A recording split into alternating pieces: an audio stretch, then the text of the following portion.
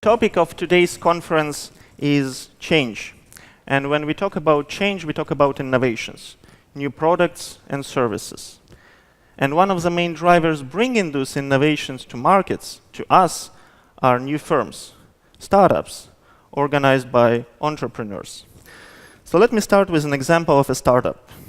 An entrepreneur named Bastian having an idea he wants to realize. So what does Bastian lack most? He lacks resources, financial resources, human resources, information. In 21st century, information is essential and can be of various types. It can be legal advice, as we just heard from our former colleague. It can be expertise in marketing or engineering or any other valuable help for Bastian's business. And so, how does Bastian solve this problem? Certain things he may figure out himself, something he can buy on market at a regular price, also most likely expensive for him, particularly at the early stage of his business. For the rest, he may try to use his social capital, as many of us try, use our connections, people we know and can ask for advice and information. And what I'm going to argue today is that the social capital, next to financial and human capital, is another resource we possess and can regulate. It's just we often underestimate its importance. It requires investments in terms of time and effort spent to maintain existing connections, but also establish new ones. And then also it generates return in terms of this information help we can draw from our networks. Some of you may object at this point saying, well, in 21st century we have perfect access to information. We have television, magazines, radio, newspapers, we have internet, and we can Google anything we want. The problem is that information is so massive and we are overloaded with it that our working place starts to look like that, and it's not the worst example. And we cannot actually intelligently process all this information. Our brain has this limit. And so our networks become an important screening device, drawing our attention to certain bits and warning us about important risks. Besides, we should remember that valuable information tend to be secret, meaning that we communicate it only through personal interaction. Like if I would know where to find a nice flat here in the center of Jena for 200 euro only, but I won't tell anyone but people I know, right? So our connections tend to be classified in two distinct groups. There are strong ties, people being next to us for a long time. Our family members, best friends, close colleagues. Usually these connections form a small closed cluster for us, where all of the elements know each other. Not that I want to undermine the importance of those clusters, but there are two important characteristics of them. First, they normally are limited in terms of scope of background and experience people have there. Not every family has a doctor, lawyer, engineer, meaning that we can get a valuable advice only on a limited number of questions. And second is that the more we are exposed to these clusters, the more we repeatedly hear ideas we already know. Parents giving us the same advice on healthy food, or friends telling the same stories. So in terms of this cost and benefit analysis, we could reduce the number of links connecting us to this cluster, maintaining access to this information, but reducing the cost. So just think about this in these terms. In contrast, there are also weak ties. People we met a few times, but then keep contact on a certain regular basis over phone, email, Facebook, whatsoever. These are our acquaintances, business contacts. And these, in contrast, form large open clusters for us, connecting us to different groups of people with different expertises. So, a distinct characteristic is that these contacts are not necessarily connected to one another. In fact, in the last 2 decades, in network science, people realize that most of these real-world networks tend to have this bridge and cluster structure, coined also as small worlds, where there are large clusters where everyone is located, and these clusters then are also interconnected to one another. Examples can be found in movie industry, based on actors starring in the same movie, in R&D cooperation between firms, but also in cooperation of single scientists doing some projects in different fields. And so each and every one of us is a member of these networks, having a certain network position and network characteristics.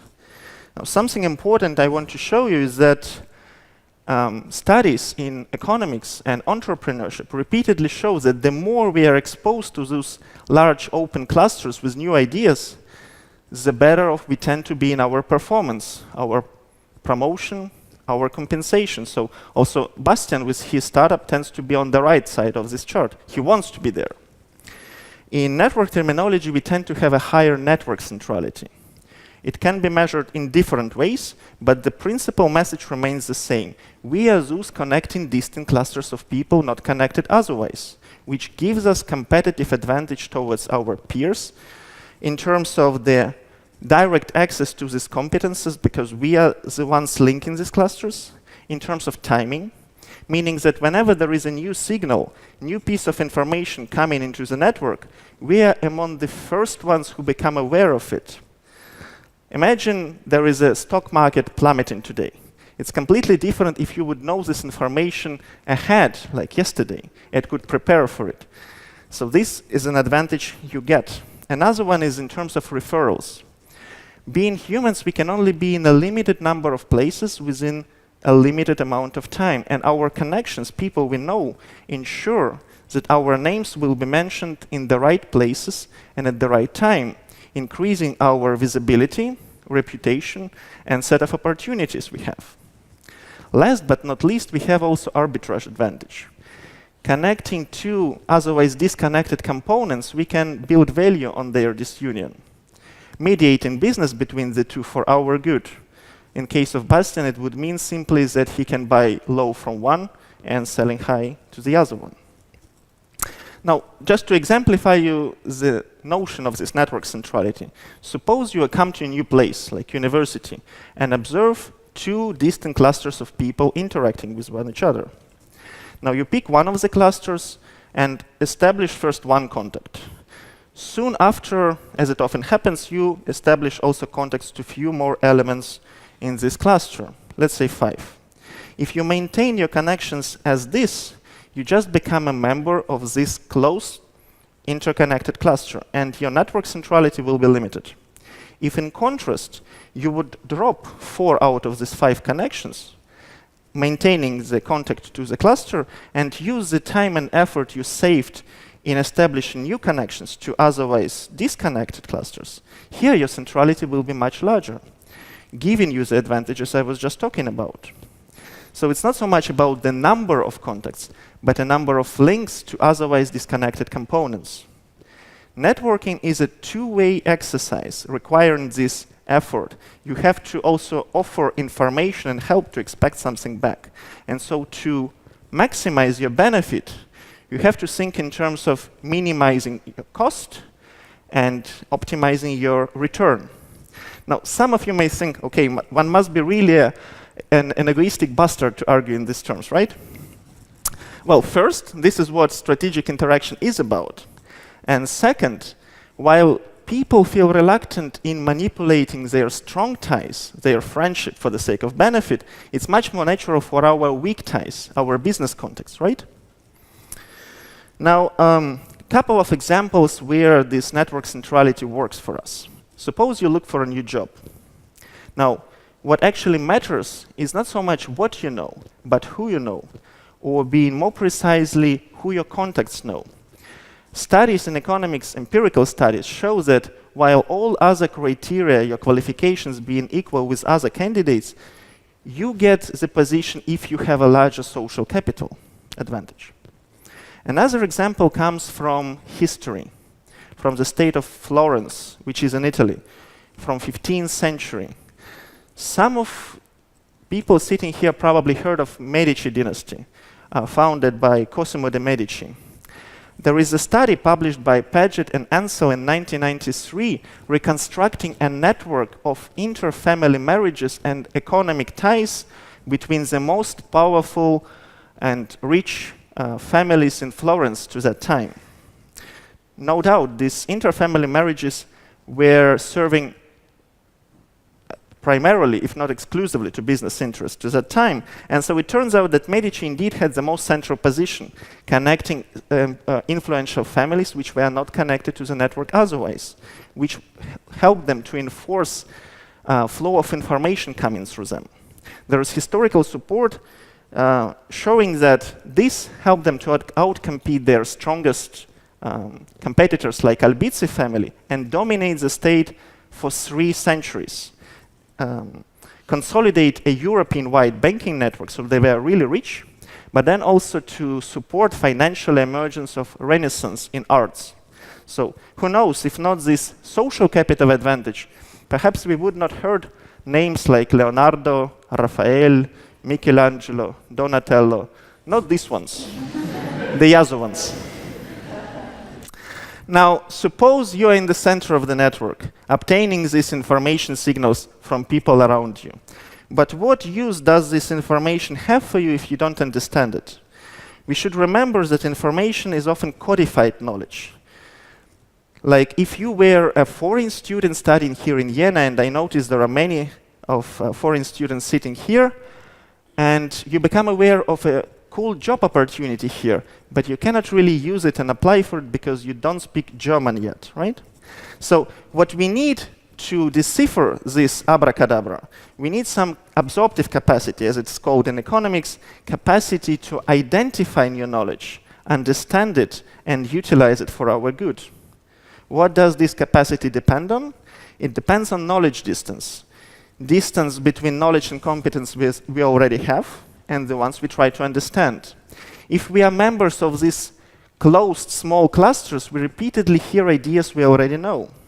And because of that, there is no novelty, implying no learning and no benefit. In contrast, if you are a member of this large open cluster, you often tend to try to understand knowledge which is too far from you, and you may encounter this understandability problem. So what people shall do in this case, quite naturally, we invest resources. We invest time, money, effort to increase our competences and maximize learning.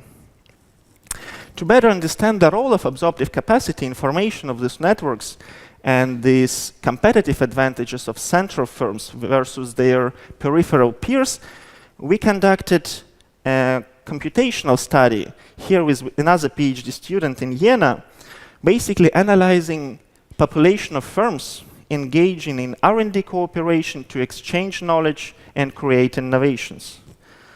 According to Joseph Schumpeter, which was already mentioned today, founder of innovation studies, that innovation is nothing else than a combination of already existing knowledge. And so, since we know now that knowledge comes to us through our social connections, what explains why some people are so successful in their business and innovations is not just the fact how awesome they are, but how good they are in combining different pieces of knowledge and distinct competences of other people. And so what we found in our study is that as long as firms can on purpose invest resources to compensate for this knowledge distance and increase their learning, central firms indeed outperform peripheral ones. However, if you would make this investment random or absent, which is even worse, there will be no difference between the central and peripheral firms. Now, what I would like you to remember from today's talk is that your network position matters. The more central you are, connecting distinct clusters, the better you are off. For that, you need to strategically maximize the number of links to otherwise disconnected components. You may ask how to do that. Well, start from visiting places you've not been before, connecting to people you have no connection yet. And doing this, do not necessarily bring your buddy, your friend with, but instead socialize with people there. It may be difficult at first, but more beneficial in the long term. Besides, keep in mind that most of the links we establish to distinct clusters, we do before our early 40s. So for some of us, it's actually an immediate call for action.